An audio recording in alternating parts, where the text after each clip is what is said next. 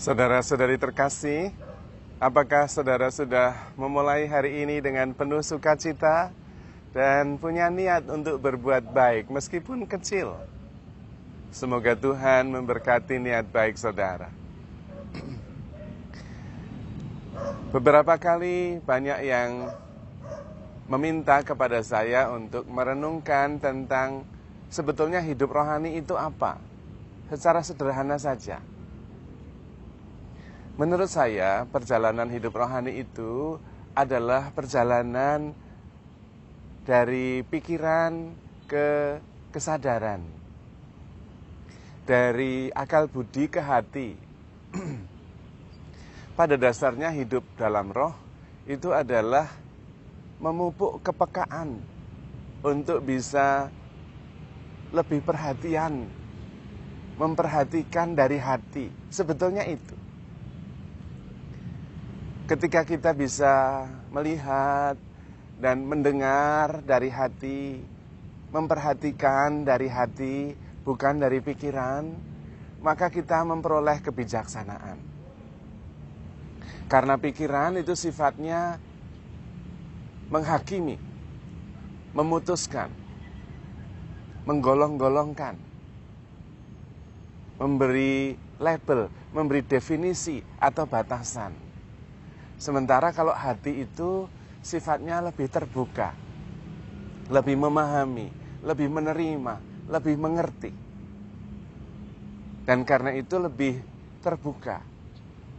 Meskipun menurut akal budi tidak bisa diterima, tapi hati bisa menerima. Nah, sebetulnya hidup rohani adalah hidup yang berdasarkan kepekaan hati. Ketika hati bisa lebih perhatian. Hati bisa mendengar apa yang tidak terucapkan. Hati bisa melihat apa yang mata tidak bisa melihat. Karena itu seringkali ada nasihat yang kita terima. Cobalah diajak berbicara dari hati ke hati.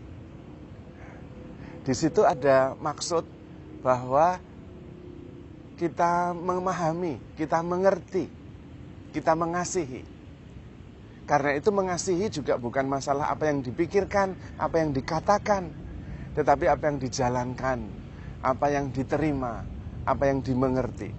Semuanya dari hati. Bahkan kalau kita bisa perhatian, memandang dan mendengar, berbicara dari hati, kita bisa mendengar bahasa-bahasa makhluk-makhluk lain selain sesama kita manusia. Coba saja Anda berhadapan dengan seekor anjing. Tanpa kata, Anda bisa berhadapan dari hati ke hati. Dan Anda mengerti, mendengar apa yang tidak terkatakan oleh anjing itu. Melihat apa yang tidak kelihatan. Yaitu dari ekspresi matanya, dari sorot pandang matanya, dari gerakan-gerakannya, kita bisa mengerti. Kalau dari hati ke hati. Dan bahkan anjing itu pun mengerti.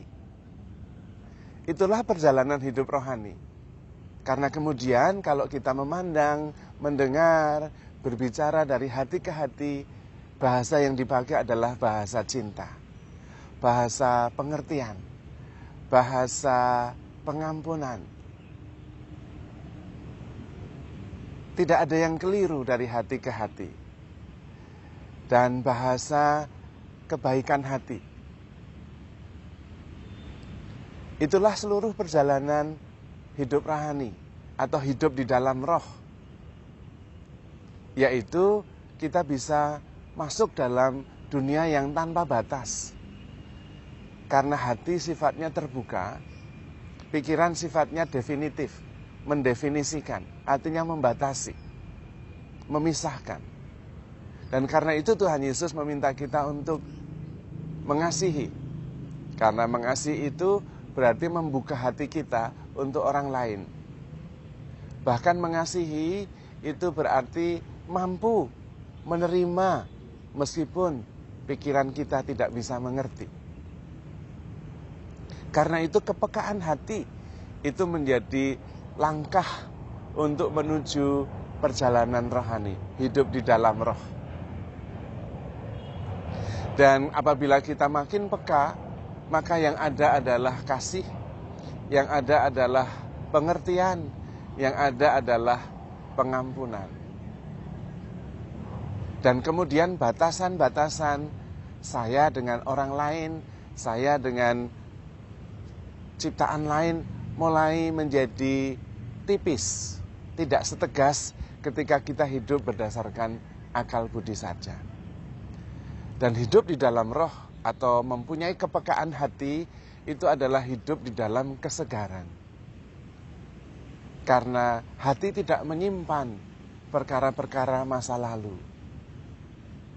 Yang menyimpan adalah memori, dan itu adalah pekerjaan pikiran. Hati kita selalu segar, terbuka, dan mengasihi itu selalu baru. Tetapi pikiran itu menyimpan apa-apa yang menyenangkan maupun menyakitkan, dan kita kemudian ingin memilikinya terus-menerus. Apapun itu. Karena itu, mempunyai kepekaan hati atau hidup di dalam roh juga mempunyai kebebasan batin. Tidak melekat pada satu hal. Dan kalau kita bergerak mengikuti suara hati, hidup di dalam roh, mempunyai kepekaan hati, kita tidak lagi terus-menerus menginginkan sesuatu secara eksesif. Kita bisa melepaskan. Karena hati tidak mempunyai emosi dalam arti emosional, seperti pikiran. Karena setiap pikiran, sudut lain dari pikiran adalah perasaan. Dan karena itu, ketika pikiran berubah-ubah, perasaan juga bergelombang, naik turun, up and down. Sementara hati itu bisa mengerti, stabil, memahami apa yang tetap. Di dalam up and downs kehidupan, hati mengerti apa yang tetap dan apa yang membuatnya tetap tenang dan damai. Dalam emosi yang naik turun, hati mengerti juga ada sesuatu yang tetap apabila kita mendengarkan suara hati kita. Karena hati kita tidak emosional, emosi melekat pada pikiran. Dan karena itu kalau kita hidup di dalam roh, menempuh perjalanan rohani, kita menjadi lebih stabil. Karena hati juga bisa melihat dan merasakan di balik emosi-emosi sesaat yang melekat pada pikiran yang berubah-ubah. Hati lebih stabil. Bisa melihat apa yang ada di balik emosi-emosi itu. Dan karena itu menjadi lebih tenang, lebih stabil. Sebetulnya hati juga lebih mengerti dari pengalaman langsung. Perjumpaan dan kehadiran itu lebih berbicara dan lebih kelihatan apabila kita mempunyai kepekaan untuk melihat, memandang, dan mendengar dari hati kita. Hati tidak mempunyai konsep, tetapi hati sungguh-sungguh terbuka, menghayati setiap peristiwa sebagai sebuah perjumpaan misteri yang selalu baru, selalu kaya, dan selalu menenangkan. Maka kalau ditanya sebetulnya hidup rohani itu apa?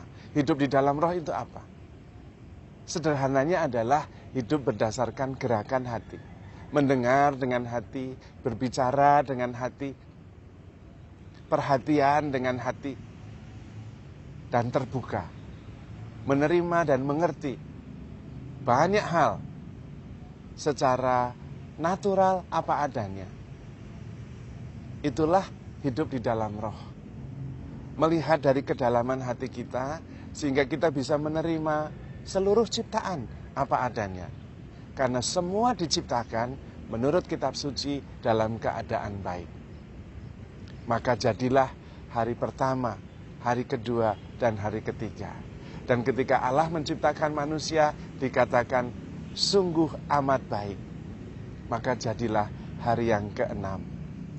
Jadi seluruh ciptaan diciptakan oleh Tuhan begitu baik dan menciptakan manusia sungguh amat baik. Hidup di dalam roh adalah kemampuan, kepekaan untuk memandang dari hati dan melihat seluruh kebaikan di dalam ciptaan, sehingga memandangnya apa adanya. Tidak ada penilaian baik dan buruk hasil dari pikiran yang kemudian membawa juga perasaan ikut serta. Bukan hati tanpa perasaan secara emosional, tetapi hati mengerti kedamaian, ketenangan, dan kemudian bisa menerima setiap ciptaan apa adanya sebagai sebuah keindahan, karena bersumber dari Allah, sang sumber keindahan itu sendiri.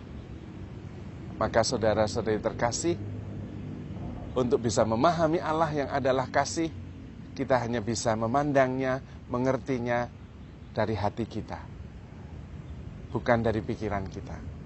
Maka mari kita menempuh perjalanan rohani, mempunyai kepekaan untuk memandang, melihat, mendengar, dan berbicara dari hati kita. Dan karena itu, hati juga mengerti how to handle yourself. Maka saudara-saudari terkasih, handle yourself with care, because you are loved. Tuhan memberkati.